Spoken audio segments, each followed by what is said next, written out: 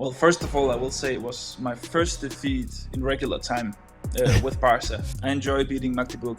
Were you ever afraid that the road wouldn't lead you back into pro handball? Shortly, yeah. Ball across the Dylan Nahi, double in flight. Oh, what a start! Ooh, into the net. She does it again. Yes, and Magdeburg are the champions of Europe. For something here, she has a game. Surprise the keeper. What a comeback!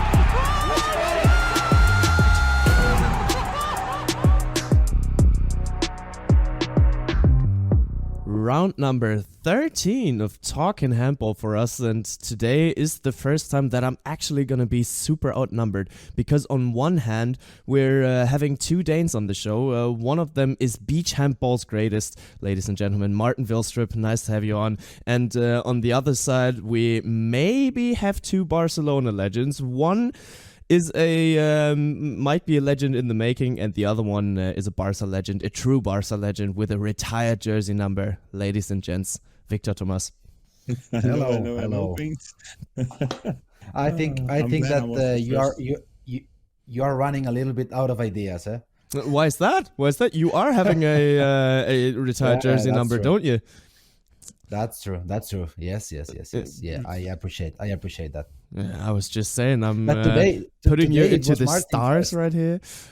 It should be Martin first, because he's always crying about when I put him second. Crying. I'm just saying that it's hard to keep up with, and we spoke too much about Victor already, and also the half through the last episode it was all about Victor, so it's time to get some shine to other people. Yeah, that is true. But on the other hand, how did it feel to get your jersey number retired for such a big club like Barcelona, maybe even the world's biggest? Of course, it was something amazing. It was something that I dreamt of when I was a kid. Actually, I was one of the kids hanging Barca flags around when the first Barca jersey was retired for Iñaki Urdangarin back in the late 90s. And it's something that as long as my career was developing, it was something that it was coming more and more to my mind, to one day to be able to go to Palau Blaugrana with my family and my kids especially, and to tell them that their father is part of the history of this great club, and that I did something good in the playing court. It was amazing, and now it feels amazing to go there at Palau Blaugrana and to watch at the jersey, and every day it's feeling better, actually. I didn't feel that much when I was at the arena right after it happened, but now it's feeling better and better. One friend came to me one day and he said, do you realize they are going to tear the Palau Blaugrana down because they are going to build eventually a new one, and they're going to put your jersey again on the wall? No? And did you? No. Now that I think it this way, it's amazing that my name will always be there, Yeah, most definitely. And the number 8 won't ever be given to anybody else in this team. And that just stands for your huge achievements that you had for that club. And it's not just any club, it is Barcelona. It is Barca. And I just as I said, I already put you into the stars, and I don't want to push your ego too high for this episode, because otherwise Martin and me will be even more intimidated. Not that we are already. But yeah, I did prepare a question of the week, and today it will be a little different because I want to get to know you guys a little more personally. What was the last concert that you visited, and when was it? I can start. I was at a concert last Friday with a Danish artist called Benjamin Hav and the Family, directly translated. So it's a Danish artist. That was pretty amazing. He played in the arena of the home field of Skanderborg Aarhus, who played in the European League last year. And already have bought tickets for a festival in Odense next summer called tinderbox, going with a current GOG player also. But yeah, so concerts are really nice. I wish I went attending more concerts because I actually like it a lot. But you are probably not allowed to tell us with which GOG player you're going. Actually, the last time I was there was a lot of other players. I don't know if I'm throwing them under the bus here, but it's off season, so I think they can also enjoy that a little bit whenever they have holidays. And yeah, there are some national players from Denmark as well there. And let's just say they played in GOG or have played in GOG or have played in GOG. The guys who's showing up there. Then I haven't said too much. Yeah, it's not too much that you've said, so that's fine. But I do feel like you are going to concerts quite often already, because it's been a while. But the last time that we spoke about music, you said again that you went to a concert with two of your boys, that you went to a concert with three guys. Yeah, that was the one last Friday that we were attending, and before that I went to one with my brother, also a Danish artist called Ukendt Kunstner in Copenhagen. And yeah, I like going to concerts, but it also has to fit in the schedule with my own matches and just weekends in general, and also the type of music that you like. But concerts are really nice, and actually just after the concert we looked at upcoming concerts to go to. But we will see. But I like it a lot. Yeah, most definitely. But I have to be honest, I made a mistake while preparing this question of the week, because I posed it too early. You guys missed out on Victor's face when he first got in touch with the question of the week this time. But there, to be fair, he did have time to look that question up, because I did even write it down in our preparational document. But Victor was like, oh, wow, I can't even remember. Victor, did you come up with the last concert that you visited? It was actually last summer. It was not so long ago, but the one before that, I can't even remember when it was. I know it was Lenny Kravitz in Barcelona. But the last one I attended, it was also in Barcelona last summer. It was with a Spanish group, pop rock group. It's called Estopa. It's a very, very famous group here in Spain. It was around 20,000 people, and it was really nice. I went with a friend. Yeah, fair enough. Did you ever attend a festival at all? Because Victor Martin just talked about it, that he is planning to go to the next festival. But for you, I do feel like it will be a little difficult, or it used to be a little difficult to go to a festival. I can see that Martin is that kind of festival guy. Totally, 100%. I just imagine him with a flower shirt, a little hippie, a long hair, and fishnet stockings. He's wearing fishnet stockings, dancing around. Yes. All you want for Christmas, all I want for Christmas is you. What he explained us last week. But no, I know I never went to a festival actually, and I think it's something I have to do one time.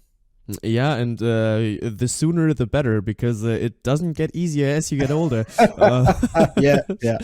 And that coming from... I know what you mean. Yeah, that coming from my mouth, but the last festival that I visited was... it wasn't last year, it was the year prior to that, but...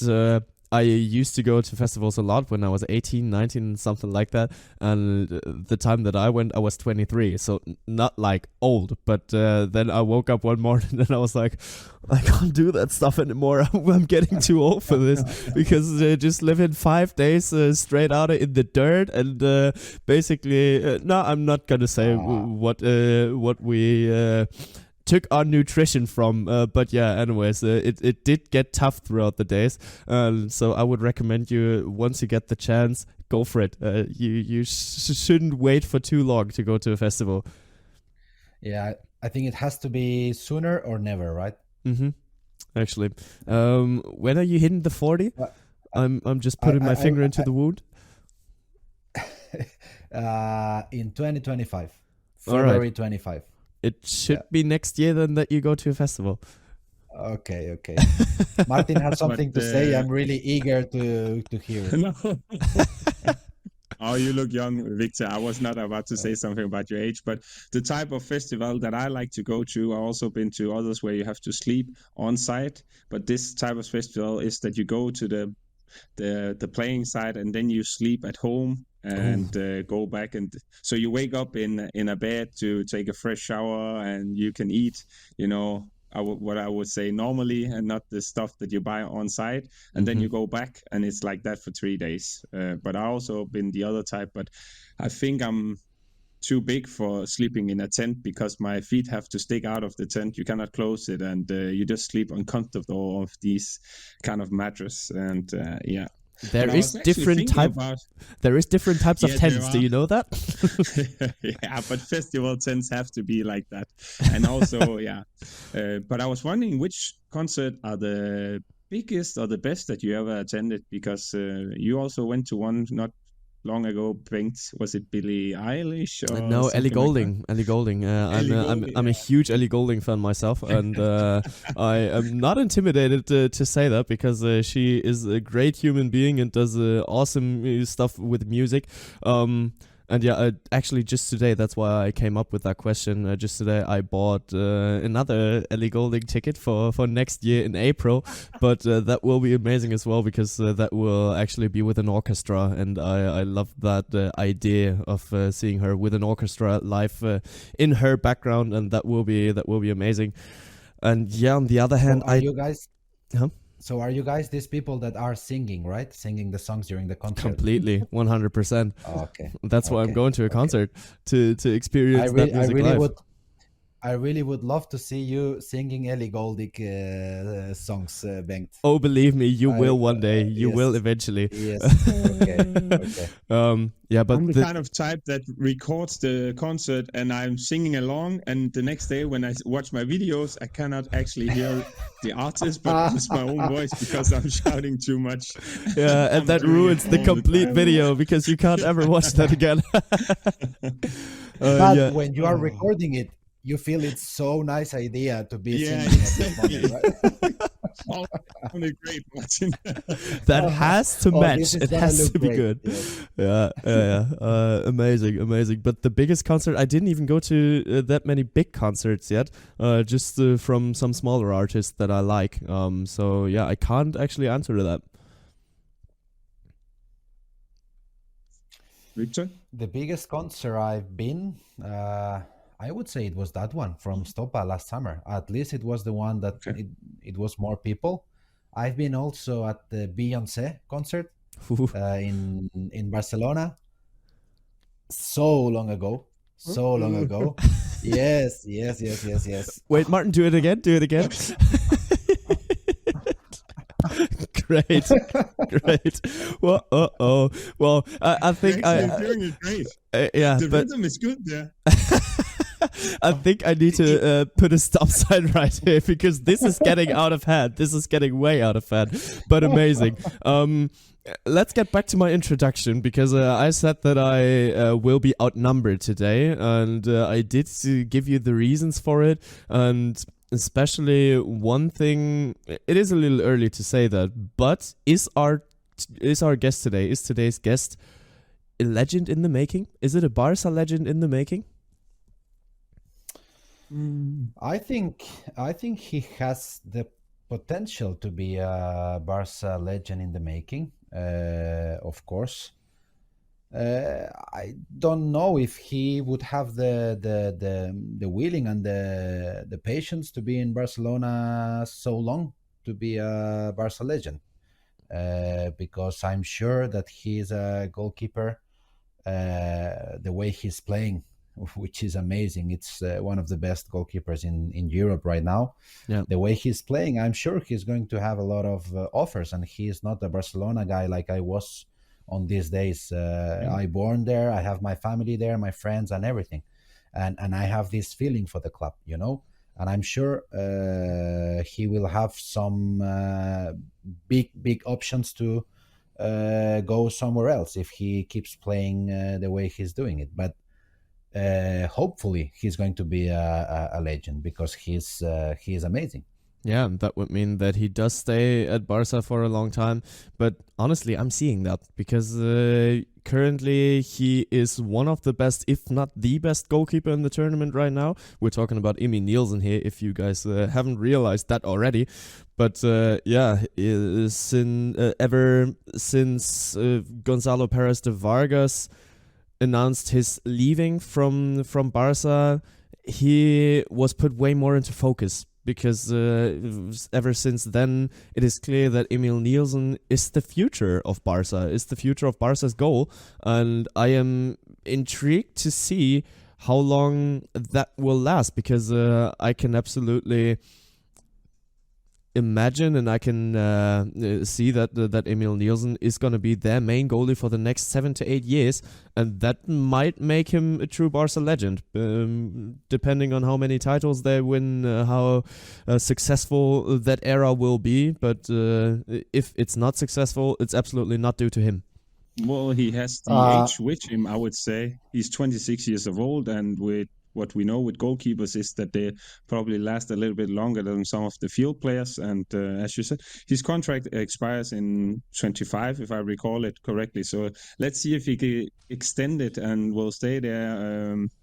He's playing in the biggest club in the world on the men's side, living in Barcelona, so it's probably a good idea. Let's see. He has the potential to do so. Yeah, most definitely. But those are actually some questions that we can ask him ourselves, because we do have him in. The way I announced him, a Barcelona legend in the making, one of the best goalkeepers in the EHF Champions League men right now, in the Machineseeker EHF Champions League. And I'm very proud to be talking to you. Let's get him into the show. Emil Nielsen, nice to have you here. Well, thank you for letting me join. I actually started off this podcast with me saying that I will be outnumbered today, because on one side we do have a fellow Dane in this podcast with Martin Vilstrup, and on the other side we have a Barcelona legend. And then I was posing that question: is somebody else going to join that is a Barca legend in the making? Question mark. Who knows? Hopefully, it would be a great honor for sure. It'll be difficult to get up on Victor's level, but maybe Liz can do it. But you are on a very, very good way, because you did arrive at Barcelona, and well, let's at first have a look at your situation right now with the club, because you guys are back on top after that victory over Vesprem, and since they just lost their last match, you are the sole leaders of the group. Do you guys even watch the opponents, or do you just focus on yourselves? Well, as long as we're winning, we don't have to watch our opponents. But of course, if we start losing some matches, it's gonna be exciting to follow Magdeburg and Vesprem and so on to see how they're playing. But as of now, of course, we're just focusing on ourselves. Let's see how it'll end up. But so far, yeah, as you say, it's pretty good. It definitely is. It is just like I said, you are back on top of the group. How important is that top spot for you at all? Oh, it's important. We have a very tight schedule, so to be able to miss out on one game, it means the world. So we would have like an advantage on that point, and that would be great for the Final Four coming up and the quarterfinal. So for sure it will give us an advantage. So we're looking for that first spot. That's for sure. Absolutely, and you did deserve that.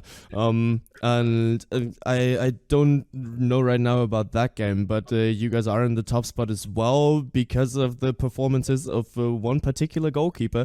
And I'm thinking about the, for me, best goalkeeper in the tournament right now, yourself. Would you agree? Oh, that's a difficult question, I think. I hate to answer it myself. It has been a good season so far. Some ups, some downs, but I'm happy with how everything has turned. So I I won't can. call myself the best tournament in the league, not yet. Hi, Emil. It's really nice Hi, to Victor. have you here with us. Thank you for accepting this invitation. I can help you to answer this question a little bit. Maybe you are not number one in the number of save. Maybe you are not number one in percentage because some other goalkeepers maybe have played a little less than you and they have higher percentage.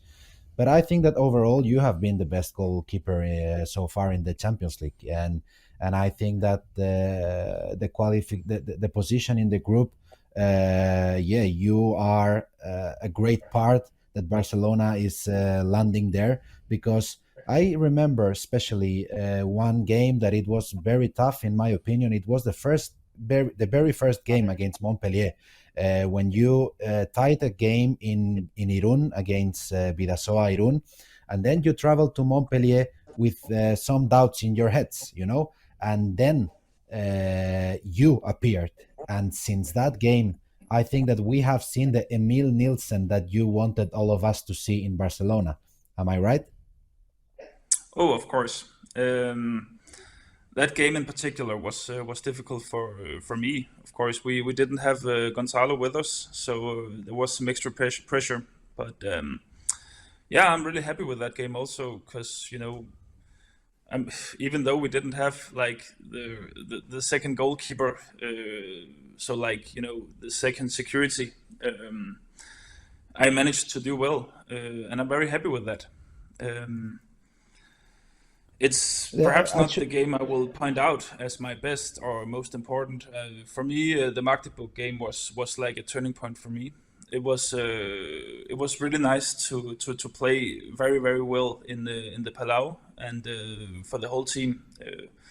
We won against we needed some. Well, we had something to show Magdeburg. Like last year they won the Champions League, and this year we won. I cannot remember how much, but like 14 goals or 13 goals, and it was really important for us as a team and also for me as a player. So for me, that's like my like point of this season where I felt most on top. For you as a top goalkeeper in the world, because I would definitely put you in the top 5 goalkeepers in the world Easily. For you, the fact that the other goalkeeper that you're sharing the goal, which is Gonzalo in this moment, and he's also one of the top 5 best goalkeepers in the world. For you, is it a good point that he was not on the bench, because then you were able to miss some save and still be playing and still have your playing time, or you feel safer when Gonzalo is sitting in the bench? Well, I think there's multiple answers for that. Of course, it's very nice to like have a long line, like as you say, you can make some. If I would be the only goalkeeper in the team, then I would have the possibility to make a lot of mistakes, but still be in the goal.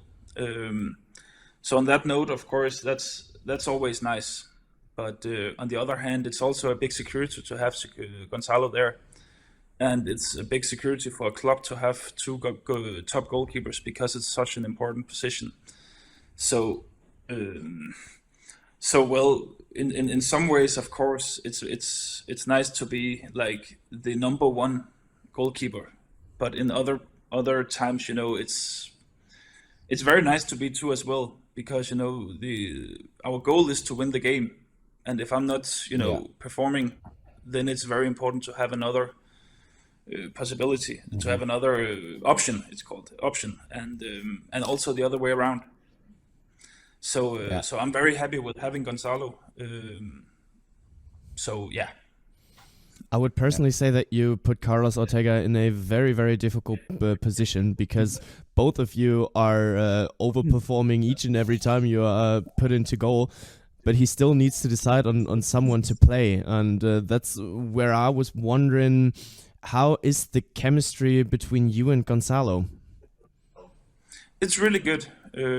Gonzalo is a great guy, and you know, even though he doesn't play, you cannot feel it on him, which is great, which is a real quality because everyone wants to play. Everyone knows that. So my relationship to Gonzalo is amazing. It's really really good, and I hope you feel the same. But yeah, you know, we're doing great together. And for example, yesterday he played the whole match, and I have no grudge about that. It's perfectly fine, and that's our chemistry at the moment. That's how we're doing it, and it works out. So that's great. Now that you're talking about the chemistry and Gonzalo as a person, and for me being there in that locker room for so many years, and I know what kind of atmosphere this locker room, is breathing.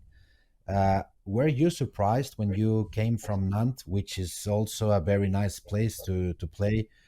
Were you surprised about the atmosphere and the chemistry, the players in Barcelona, and the atmosphere in the locker room? In a good way, I mean? Yeah, You were well, expecting of something else? course.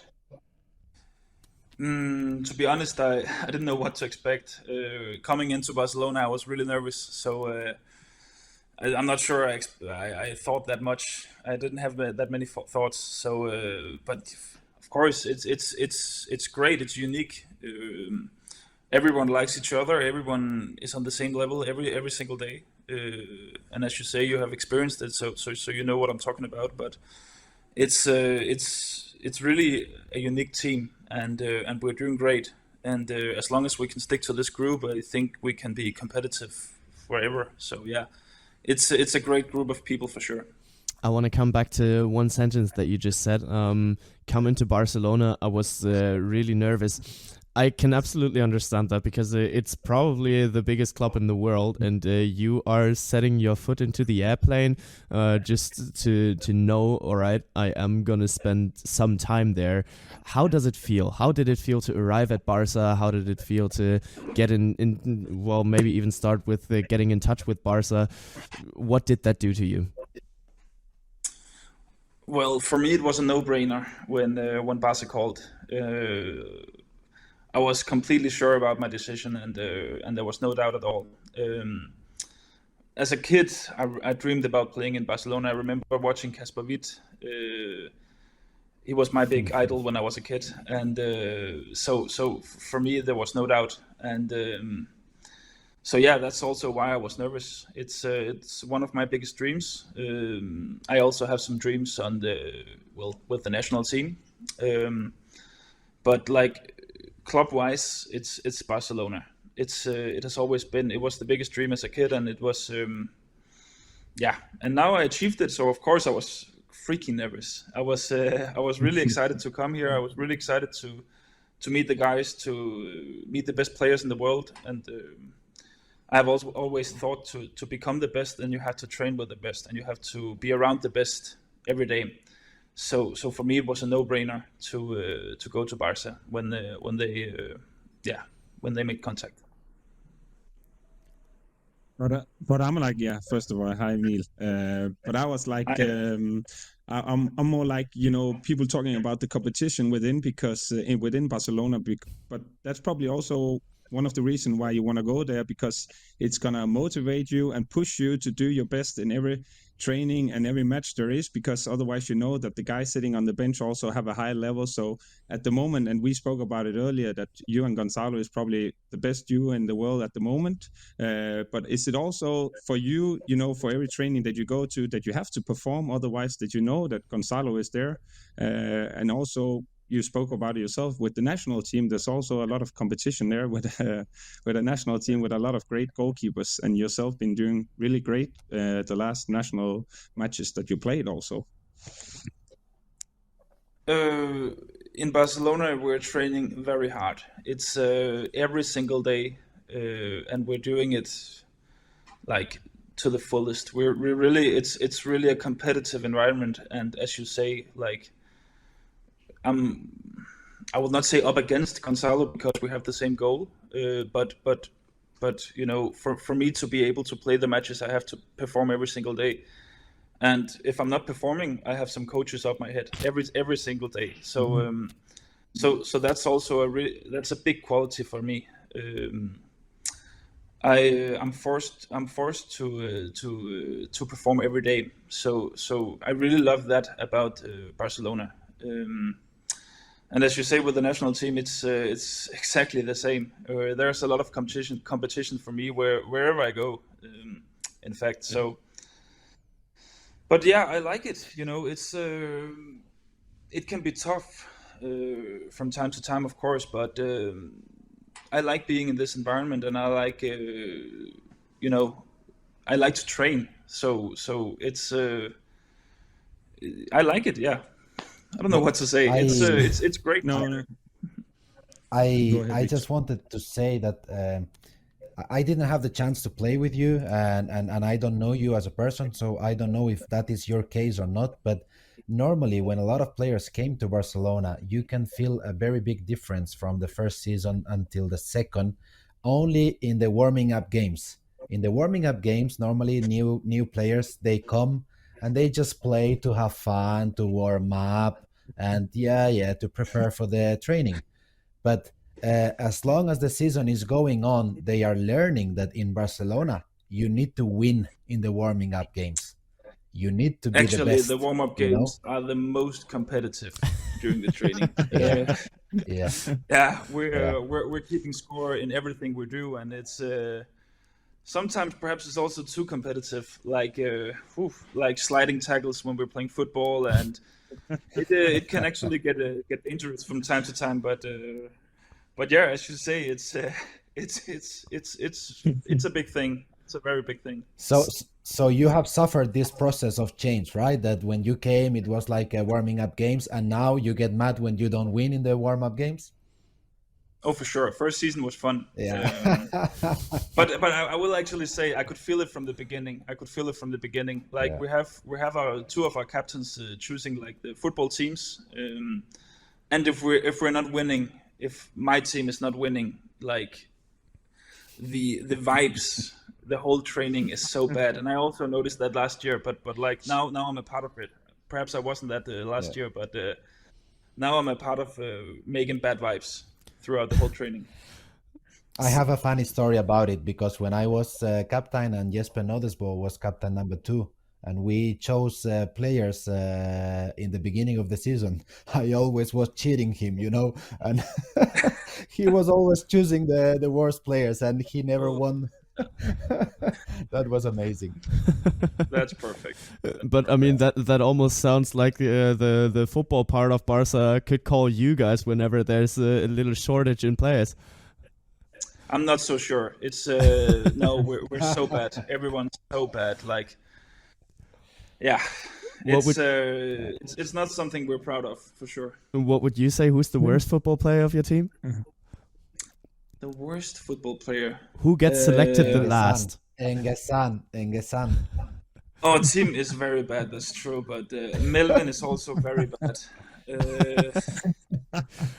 Hampus is the worst. Hampus is actually, for me, a little bit of a surprise. He came to the team, called himself Zlatan, and then he just, hadn't done anything. I'm not sure he has scored a goal this season, so Hampus for sure. And who was chosen as the last? Actually, it was me. Oh. This season, and at the same time, I'm the top scorer of my team. So. I love it. What you don't know is that many Handball players is self-announced the best football players in the world when you ask them yourself. Just as you said, for sure, for example. Yeah, for sure. I love that Mario Balotelli celebration that you did. Why always me? Why always me? That's it. Yeah, that's great. But let's get back to your sporty career a little bit. Because talking about that transfer to Barca and earlier in your career that transfer to France, was it ever hard for you to adapt to the new circumstances that your choices took with them? No. It's my like short answer. I think it has been pretty easy.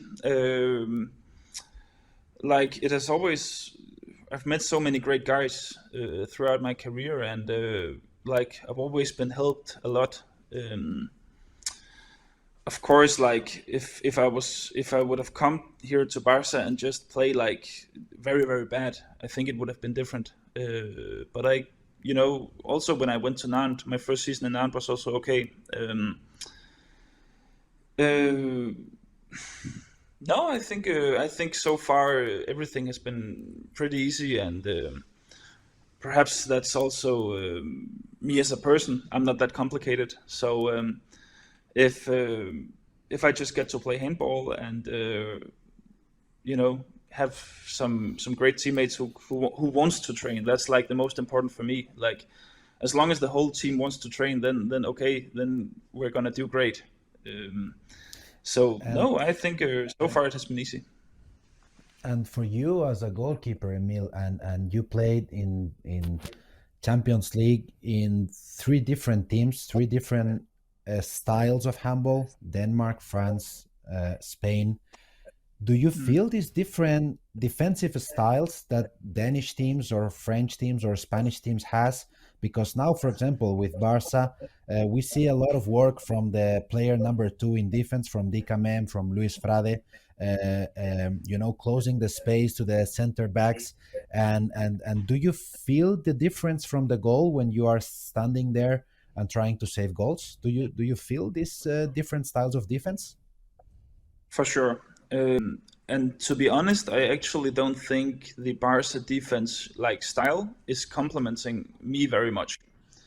I think we perhaps have one of the best defense in the whole world, but like my force is also the shots from outside, and that's perhaps not what we're getting that much.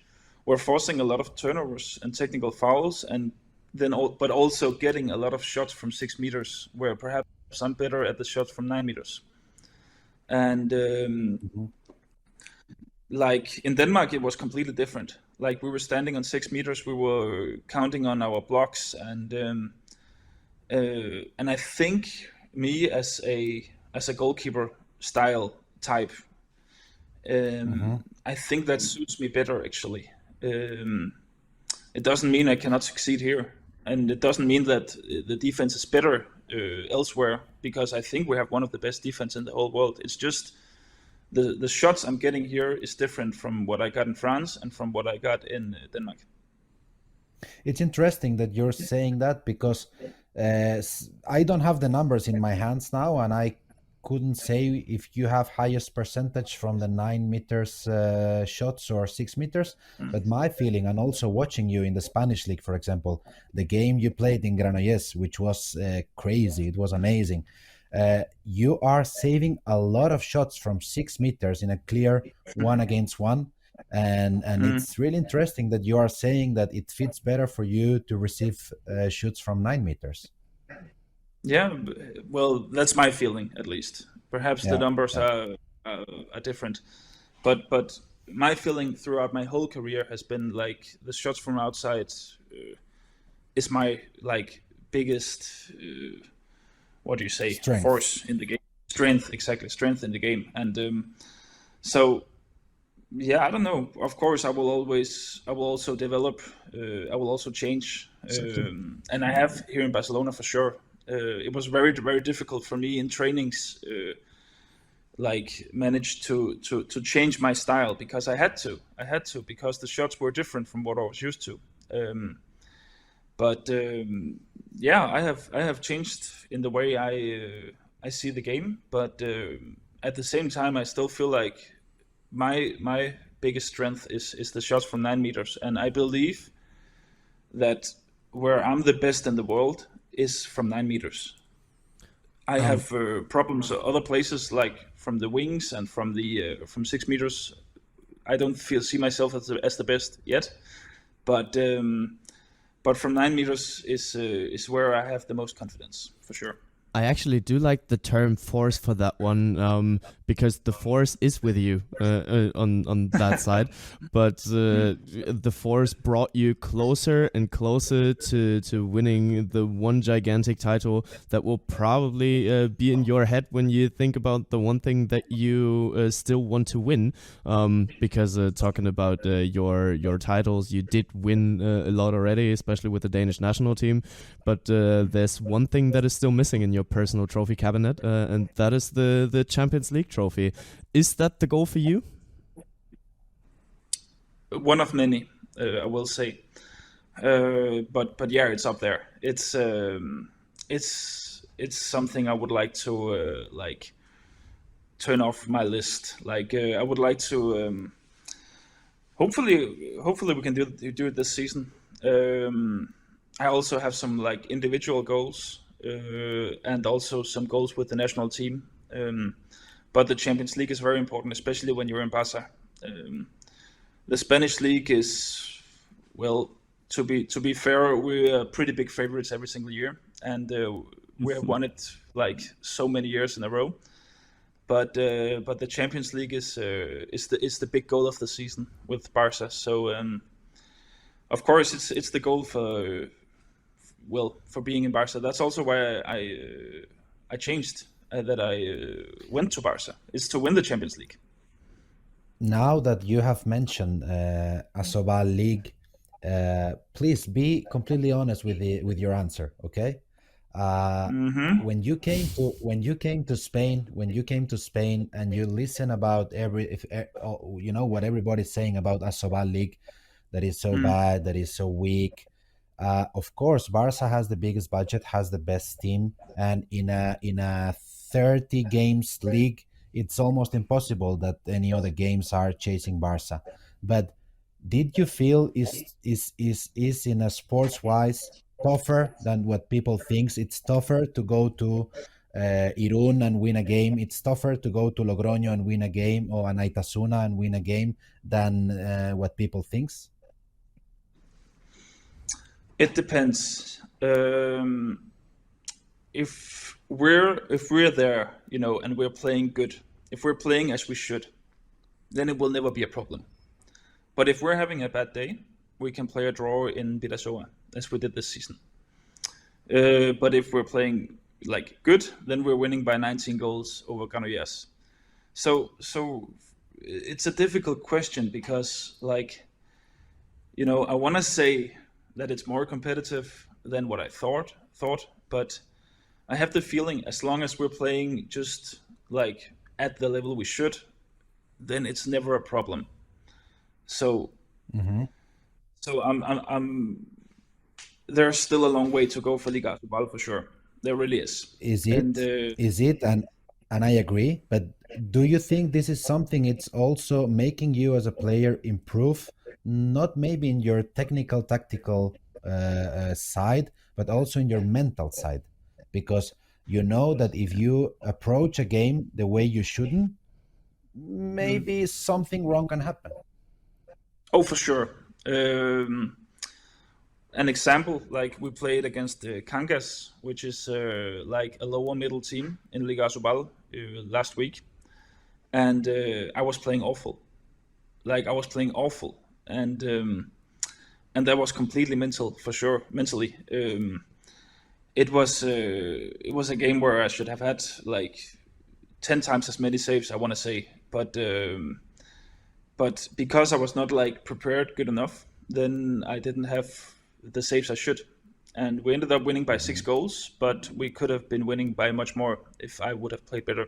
So for sure, it can be very difficult because you go into a game and okay, we're gonna win this with 90%, but so it's a very, very good, like, how do you say that? It is difficult, as you say. It's not, as you say it, actually perfectly clear. Like, yeah. Technically, I'm not gonna be much better like playing against Kangas, but mentally, I have to be there. I have to be aware of everything.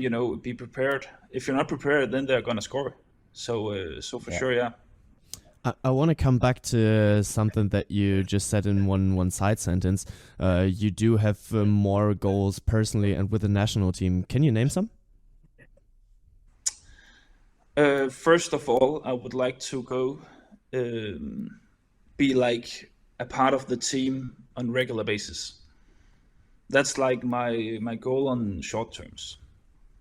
After that, of course, it is to win as much as possible, and we have such a good team, so we can do that. And but yeah, like when I'm a part of this team regularly, then I know I've really done something great, because we have so many great goalkeepers in Denmark, and I'm crossing my fingers and everything for that I'm going to the next championship. But you never know, because like we have so many great keepers, and I know it's almost an impossible choice for Nikolai. So it's difficult for sure. But yes. Yeah, on short term, that's like the goal. So the goalkeepers in Denmark are crazy. Talking about Landin, talking about Jannik Rehn, Kevin Møller, Simon Gell. I learned that from Martin how to pronounce it. Nice. But yeah, still it looks like Denmark on a world basis, they seem undefeatable, because you guys are back to back world champions. But at the Euros, the last victory was in 2012. Why is it that Denmark works better at world championships than at Euros? I don't know. Well, perhaps I don't know. It's a good question, because it's more or less the same teams you're playing against. So I don't have an answer for that. I also haven't been to that many championships, so it's difficult to say, I think. But hopefully we can change it this year. I think we have good chances. I think it's us, France, Sweden, Spain, who's up there. So yeah. What do you expect from the upcoming Euros? So, as I heard it correctly, you are going? You are being part of the team? No, you're not. No. I'm crossing my fingers. All right. Crossing my fingers. I really hope I'm going. All right, then I misunderstood you there. So good that we cleared it. But yeah, I am crossing my fingers for you as well, because especially the way that you are performing right now, in my opinion, you most definitely deserved it. Just as I said, you are one of the top keepers in the championship right now. But anyways, looking at the upcoming tournament, what do you expect from it? What do you expect from Euros 2024 in Germany? Oh, I think it's going to be a great event. If I understood correctly, then they're going to try to break the record for most. It will be broken. Amazing. So that's a great start, you can say. It's Germany is, well, it's handball crazy people, so it cannot disappoint, in my opinion. I think it's going to be great, and I think it's going to be exciting to see. Either if I'm a part of it or if I'm gonna watch it from home, then it's gonna be great to watch. It's gonna be a big event for sure. So what is your status at the moment at the national team? Because I looked it up. You did play quite a good amount of games at the Euro Cup. So what's the status for you there? I have no idea. So as I said before, I'm crossing my fingers and hoping that I'm going, but we'll see. I don't know. Especially looking at the Euro Cup, there was one matchup that stood out for me. It was your matchup against Spain in April. It was because over there on the other side, in the other goal, there was a fella that you know from the club. It was Gonzalo Perez de Vargas. Was that a special match for you as well? Oh, of course. It's always fun playing against friends. So yeah, it was a great match, and I played okay. So I was very happy with that. And okay, I think it was 37% of saves. It was good. It was a good game, and yeah, we won. So of course that was nice coming back to Barcelona and having that with me. So so I was happy. the whole tournament up in Norway was great for me. I played good, and it was and we won all 3 games. So as a team, it was great, and personally, it was great. And I don't know what to say. Yeah. So absolutely, I can understand.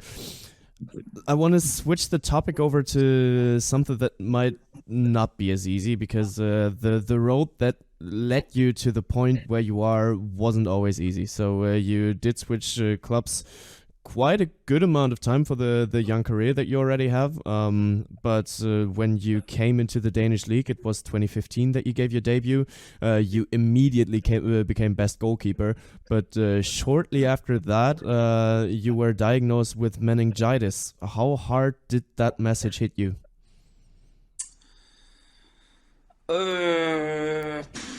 It was a tough period for sure. It was very long.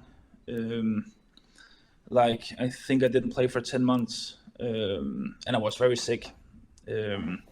So, of course, that was tough. But like the way back was even tougher. It was like 3 weeks at the hospital. It was 3 months in bed, and then little by little we could start the rehab. Starting with walking outside. Maybe going to the gym for 1 minute, then the next day go for 2 minutes, and every day resulted in me vomiting and had to go home and go to bed.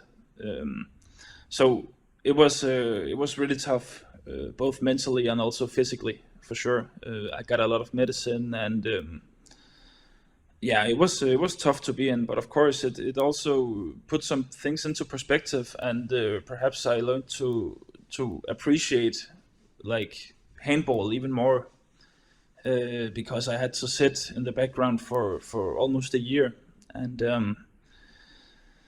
there was a long way back for sure. I think my coach at that point, he said something funny to the media, like I was sent back to the Stone Age. It was really true. I was really far away, and it was really difficult for me to the period after was also very blurry for me, and I was coming late to every training. Couldn't manage to structurize anything. So that was really difficult. But now here, I don't know, 8 years later, I have nothing. I can't feel anything from it. I'm feeling good now, and so that's something I appreciate a lot. Were you ever afraid that the road wouldn't lead you back into pro handball? Shortly, yeah. But I also realized pretty fast that this was the way I wanted to go. But I had a period when I was in bed and couldn't do anything, where I was thinking that perhaps this was it. But luckily it didn't turn that way. And I came back and went to Skjern after that and had a great time there. So it was great. Skjern really believed in me, even though I was sick. They signed me while I was sick, and that has been a big part of me coming back to the level that I wanted. Did you get any help? So mentally, did you talk to a psychologist or something like that? Not really, actually. I got a lot of physical help, if you can say that, in the rehab, or physical coaching in Aarhus, and also I had to work a lot with my eyes, because the coordination inside the eyes wasn't working very good. But mentally, no, not really. Yeah, but I mean, it's great to see that it all worked out, because you absolutely made your way to become one of the best goalkeepers in the world, and that road is yet to be continued, maybe even this season. So we will see tough games when it comes down to May or June, when the season will get close to an end. But yeah, Barca is not undefeatable. I just want to say that, because we have seen that with Veszprém already. day. That's true. That's true. That was not our day, and Veszprém was playing amazing. It's a great team, and it's gonna be really funny Champions League this year. There's so many contestants, and yeah. I'm just thinking about that, but that was only the second defeat that you experienced at Barca in the Machineseeker EHF Champions League, because you lost once in the final, and then in the semifinal. Sorry, you lost once in the semifinal, and then the next one in the group stage against Veszprém. What do you feel? How does Barca cope with the defeats in the Champions League? Well, first of all, I will say it was my first defeat in regular time with Barca in every tournament. So we've been doing pretty good, even though we didn't win last year. But we do this kind of things in Barcelona, you know. That's it. That's it exactly. No, I think we cope with that pretty well. Like it was easy. It's no shame to lose to Veszprém. It's a great team, and you know it was as it is, and then went to training the next day, and then it was not forgotten, of course, but like we learned from it and we took it with us, and now we just won in Veszprém. So you know it's what happens, and well, you learn from it. Yeah. And I mean, you did get your first round of revenge right at the opening of the Machineseeker EHF Champions League at the second match day, but then turn it around. The penultimate round of this group stage will be against Magdeburg once again. So will that be the complete revenge? Because for them, it still goes for the second spot in the group. Maybe even the first. Who knows? I hope so. I really hope so. I enjoy beating Magdeburg. After last season, it has been like my inner nemesis, if you can say that. Like it really hurt last year. It really did. So I will do everything in my power to beat them for sure. Great. Then let's keep our fingers crossed that you personally will get the chance for that as well, because we have been talking about the competition that is there in the Barca goal, but competition can make you as a player better as well. So I do think that you guys are on a good way, and that's where I would say, well, cut it, boys, because we have been stealing enough of your time on your free day, and as you just said, it's 17 degrees at Barca, so maybe you can just go out and enjoy the sun. Well, I'm not complaining. You shouldn't. And as you can see, I have to pull down all the curtains because otherwise the sun is directly in my face, and poor you. It's so annoying. It's so yeah, always in mid of December when the sun is just burning and I'm just getting sunburned all the time. Yeah, one can totally relate. One day we've been talking about sunlight in the face of Martin for 20 minutes in this podcast because he's in Denmark, you know. And we spoke about that for 20 minutes. The sun is never up in Denmark. The sun is never up in December, November. It's a rare thing. So, yeah, I bet Emil is enjoying life in Barcelona, and he should. It's well deserved. I really am. Every minute. Yeah, and it is deserved. Thank you. Thanks for your time and thanks for your honesty. I do feel like it was a very, very honest interview from you, and it is great spending time with you. It is great talking to you. And after that interview, I cannot do anything else other than crossing my fingers for Denmark and for Barca, that all your dreams may come true. And hopefully we will see each other this January in Cologne. I hope so. I hope so. Good luck, Emil. Thank you for being with us. Thank you for having me. Ciao. It gets even harder each and every time that we interview somebody to get a ranking of the top players, the top people that we have on this podcast.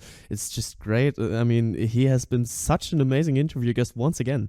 Yeah, I think also it shows the character sometimes of goalkeepers, but also Emil in general. Victor spoke about it with him. Mentally, they have to be really strong not only when it comes to playing time and the competition within the club team, but also the national team. And I think the situation in Barcelona could be very beneficial for Emil when it comes to the national team, because the competition is as strong in the national team as is in the club team. But he's an honest guy, and that's what we like. But there's no other way to put it. And actually, also the thing about the way of defensive style that is in Spain and Barcelona, and if that's not the way that Emil is preferring the shots to have, and he's performing like that, then there's yet a lot to come, and we can expect a lot also.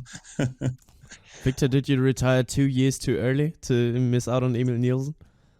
Of course, I would have loved to have the chance to play with him, but also to practice with him, because I always practice with so nice goalkeepers in Barcelona, with Thomas Svensson, with Barrufet, with Dejan Peric, Sterbik, Daniel Saric, Gonzalo Perez de Vargas, Kevin Moller. So look at this show off. Yeah, no, but all training with them, it made me a better player. So I would have loved to play with Emil, and I would have loved to train with Emil, to compete with him, because as he said, it's a very competitive environment, and every training, it's small competitions inside the training, So I would have loved to be with him in the same team. Yes. How do you rank Kevin Müller's football skills, Victor? Because I also played with him, and I want to hear your opinion. I would say I've seen worst. I've seen worst, but I've seen better as well. I just think that sometimes there's some glue on his feet. So I don't know why he's not passing the ball, but that's another chapter and another talk. But he's another self-announced great football player. But I would totally see you, Martin, and Victor both saying about themselves that you guys would be great footballers as well. Am I wrong? No doubt. I played football for 13 years, so of course. All right, so we don't just have to have a paddle competition, but we got to check out your guys' football skills as well, because that's actually the one point where I would see myself being better than both of you. Come on, Bengt. Easily. I mean, you have got only 13 years of experience. I've got way more in my CV. But it's great. Victor, you are running short on time, right? Yeah, but I just for final thing. Football and paddle, it's the same. Everybody says it's really nice playing football and it's really nice playing paddle. So it's something we have to back up, with our acts. You have to find back out up our words. But I mean, if it's always a nice time playing football and paddle, the three of us will be enjoying a great time together. That's a good sign. That's an absolutely good sign. But you are running short on time because you're not calling from Barcelona. I mean, I can see with no sun rays in your face, so you have to be somewhere else. Yes, I'm somewhere else. I'm in a cabin we have with my wife, close to the Pyrenees, here in the north of Barcelona, very close to the border of France. And as long as it's holidays here in Spain, it's a day off of school of the kids, I'm up here with the family. All right, so amazing that you took an hour and a half in your holidays, during your holidays, to spend it with us, to spend it with Emil Nielsen, who I have to once again give a shout out to. He was such great talks. And very interesting and honest interview, just like I said. And I am happy that we were able to get him onto the podcast. It's always a pleasure, guys, to be with you and with our guests. Yeah, that's the way. And then I would say we will leave it with that good feeling in our guts that all of us have right now. So Victor, go and enjoy your bank holiday. Martin, go and enjoy no sun in Denmark. But once I look out, when I hit that record button, it was still light out, and now it's like middle of the night. But anyways, thank you guys. Thank you guys for the talks. Thank you guys for tuning in. And then I would say next week is the last week before the winter break. We are going on a short winter break. and then we'll be right back for the Euros, because that is the next big thing that is happening. The Machineseeker EHF Champions League is done for the year.